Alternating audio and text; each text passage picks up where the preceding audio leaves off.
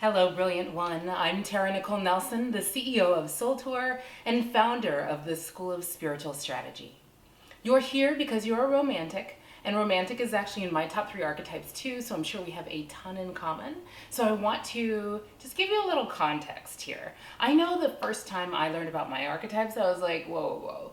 Who put my business out in the streets? Who is telling everybody about me? So prepare to feel resonance and to feel seen, and also prepare to understand yourself and your own unconscious patterns at a life-changing level of insight. So before we begin, know this. Each sacred money archetype is a pattern of power within you that contains a complete set of stories, beliefs, motivations, fears, strengths, and challenges. Archetypes are essentially neutral patterns of the human psyche. None of the archetypes are good or bad, better or worse, or more or less capable than creating wealth than any of the others. You'll get maximum mileage out of your archetypes if you can approach them with radical acceptance. We're not here to fix or change anything about yourself because you're not broken. You came here as designed by the divine, and every experience you've ever had, including watching this video, is part of your sacred contract to learn and create whatever you came here for. So my mission here is to help you identify the traits and characteristics that already authentically exist deeply within you, your divine money code, so you can start playing to your strengths and stop getting blindsided by your challenges. Today you will learn revelations that transform the way you think about yourself, your money, and even your relationships, because the way you do money is the way you do everything. All right, now let's talk about your romantic archetype. The name romantic doesn't sound like what it really is. Your romantic is your inner hedonist. You can think of your romantic as your inner joy tripper, that part of you that knows how to live your actual best life, okay? Romantics hold the place in our world of illuminating what it looks like to enjoy the pleasures of life. Romantic, you know exactly how to use money to enjoy your life, and you often spend money because you know that you deserve it, or you want to indulge the people you care about. You are lavish, you are luxurious, your mindset is abundant, you know what you like and what feels like bliss to you, and you know how to create that and spend money to create that now. But spending can be a cover-up to avoid feelings of emptiness or an absence of the true inner riches of feeling fulfillment and feeling valued and acknowledged. There's also a little rebel streak in the romantic, and the thought of being constrained or not being able to buy something you want can spark feelings of resistance or even defiance.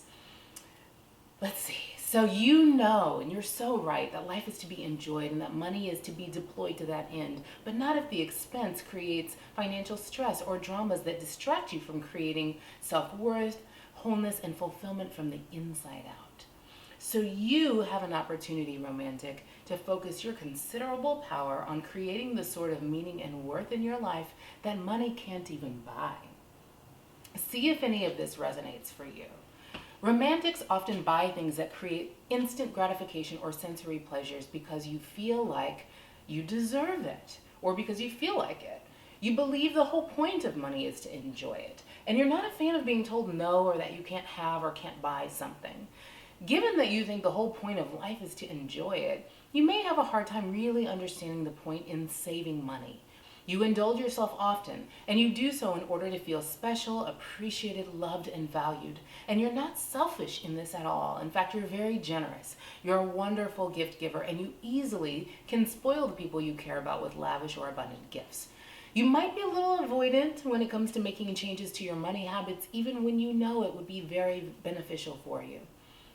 And that can be rooted in the reality that you hate feeling like a slave to money, and you prefer to feel like money is your servant, not your master. At extremes, romantics can be prone to flamboyant spending. They can be tempted to ignore or avoid money matters. And you might find yourself spending to make the feeling of unlove or unworthiness go away, to sort of mask that feeling.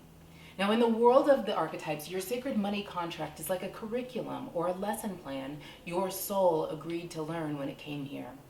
For you, romantic, your sacred money contract is to create and embrace a secure financial future as a way to always enjoy the best of life, not occasionally, always. The part about enjoying the best of life, that just comes so naturally to you. But the secure financial future part, that's going to be your opportunity for growth. Here is a writing prompt I want you to journal to when you're done watching this video. What is the underlying source and emotional need that triggers the statement, I deserve it, when you spend on that basis? Write about that. And try adding this declaration into your daily ritual or a meditation mantra practice. I love and approve of myself. I am worthy of the very best in life, and I accept it now. All right, that's your special briefing on your romantic archetype. I want to circle back and make sure we don't lose sight of why these archetypes are so important in the first place. Wealth is a sign of spiritual well-being, but the power of the archetypes is so much deeper than that, because the way you do money is the way you do everything. So now that you see your money patterns with this new clarity, I want to invite you to go even deeper. Self-knowledge is just the first step on this path. It takes the marriage of self-knowledge and the tools and practices I call spiritual strategies to activate your new clarity, unblock your money, and start mastering your life. The moment you make the commitment to this journey, the commitment to integrating spirit and strategy, self-knowledge and radical acceptance, you begin to create your new reality. That's the moment you start standing in your power. And that's when you stop refusing your callings. It's when you start receiving your divine downloads. That's when ease and flow and well-being and miracles flow into your life like they're just normal and natural, because they are. And that's when you begin to unravel and unlearn and release and rewire old resistance and scarcity and unworthiness and limiting inner narratives. Now remember, romantic, you called this wisdom in because you're ready for it. In fact, I believe you are more than ready to create a breakthrough for yourself. In my School of Spiritual Strategy, I offer coaching programs and courses on life mastery, business mastery, and how to use tools like the sacred money archetypes and the law of attraction as a gateway to both. So I invite you to take the next step and hop on the phone with someone from my team for a 15-minute spiritual strategy session, where we can help you figure out which of our programs or packages is right for you and where you are right now, versus who you're becoming and where you want to be. You'll find a link to schedule a call right below this video. It's time to start creating your new reality. Let's just have a chat. Let's talk about how we can work together to accelerate your life mastery and your financial freedom. Until then, keep your head up and your heart out.